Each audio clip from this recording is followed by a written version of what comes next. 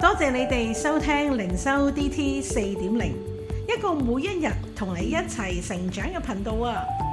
我係你嘅靈修主播 Vivian， 唔記得 subscribe 我哋嘅 broadcast 同埋 YouTube channel。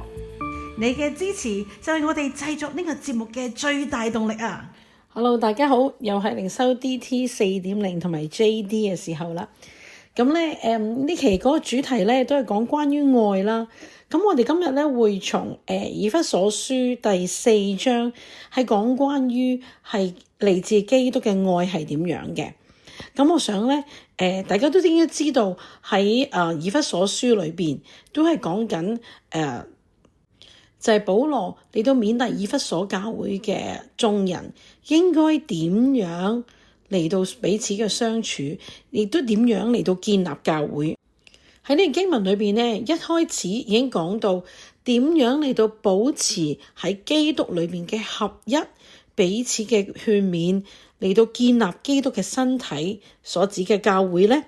就係有謙虛、溫柔、忍耐，用愛心互相嘅寬容。呢度講到我哋行事為人，我哋嘅內裏裏邊有冇帶住嗰個基督嘅愛喺我哋嘅中間，有冇屬靈嘅果子喺我哋嘅裏邊，以致我哋能夠當我哋面對困難啦、面對衝突嘅時候，仍然能夠用愛心互相寬容。呢度所講點樣能夠喺基督嘅合一裏邊，所以完完全全都係因為基督喺我哋眾人之間，喺貫乎眾人之中，亦都住喺我哋嘅裏邊，所以我哋同一領受基督嘅時候，我哋就能夠彼此勉勵、彼此幫助，能夠合一啦。至於我哋喺教會裏邊有不同嘅能力、不同嘅恩賜嘅時候，但係我哋彼此都係因為喺基督裏邊合一嘅緣故咧，我哋能夠彼此配搭，我哋各按各職、各展所長。目的嘅就係建立基督嘅身體，並且咧有一樣嘢好重要，就係我哋都彼此嘅建立我哋自己啦。都喺呢度嘅時候咧，保羅講到呢度嘅時候，亦都提醒我哋，我哋喺教會裏邊啦，我哋彼此嘅肢體嘅相顧嘅相交嘅裏邊，但係更加重要嘅，當我哋面對喺外邦人裏邊嘅時候，我哋要點樣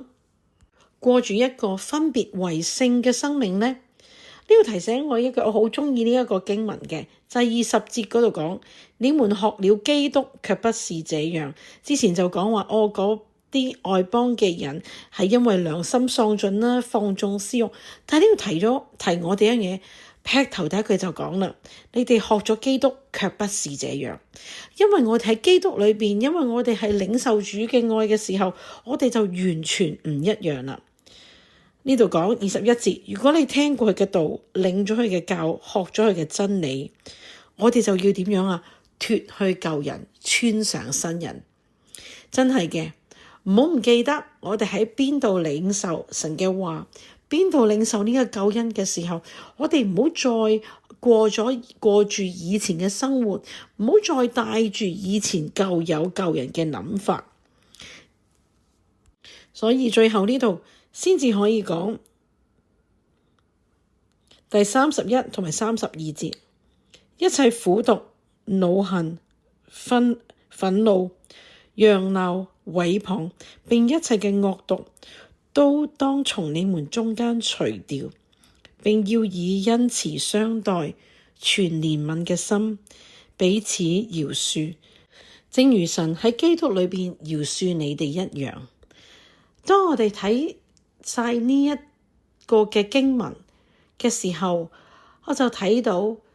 保羅喺度勉勵以弗所教會點樣領受基督完全嘅愛，讓我哋能夠彼此包容，建立一個愛嘅群體，點樣嚟到過一個分別為聖嘅生活，每一日都帶住美好，除掉生命裏邊嘅苦毒，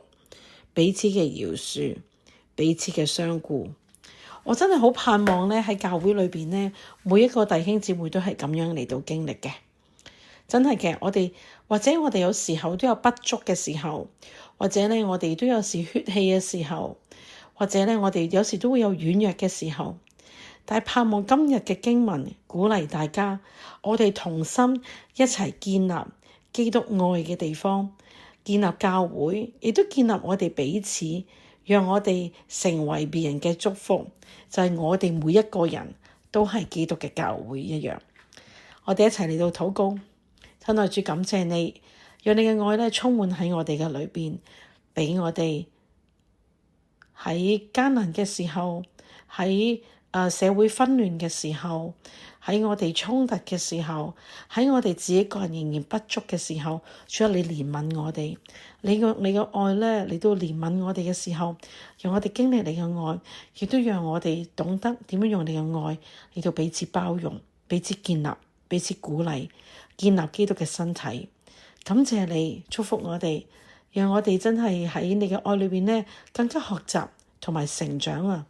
讓我哋能夠彼此祝福。多謝你聽我喺你面前嘅禱告，奉主耶穌基督名字求，阿門。